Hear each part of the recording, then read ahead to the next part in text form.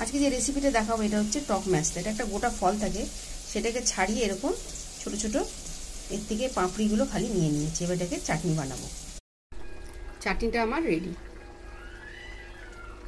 খুব সুস্বাদু হয় চাটনিটা, এইরকম হয়।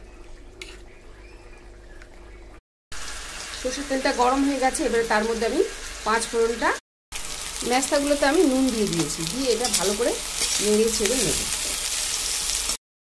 শুকনো কড়াই নাড়তে চাড়তে একদম এরকম অল্প একটু হয়ে যাবে। এবার এর মধ্যে আমি চিনিটা দিয়ে দেবো, দিয়ে নেড়ে চেড়ে একটু বেশি পরিমাণে চিনি দেবো, এটা একটু জ্যামের মতো হবে। এবার এর মধ্যে আমি নেড়ে চেড়ে জলটা দিই। চাটনিটা আমার রেডি হয়ে গেছে ঠিক এই ঘনত্বে। আপনারা যদি আরও ঘন করে কিন্তু রুটি পরোটা দিয়ে সাথে খেতে খুব ভালো লাগে, পাউরুটির সাথে জ্যাম হিসাবেও খেতে পারেন, কিন্তু আর একটু গাঢ় হবে। এটা আমরা ভাতে ভাজা মশলাটা দিয়ে দিলাম, ব্যাস আমার রেডি হয়ে গেছে ম্যাস্তার।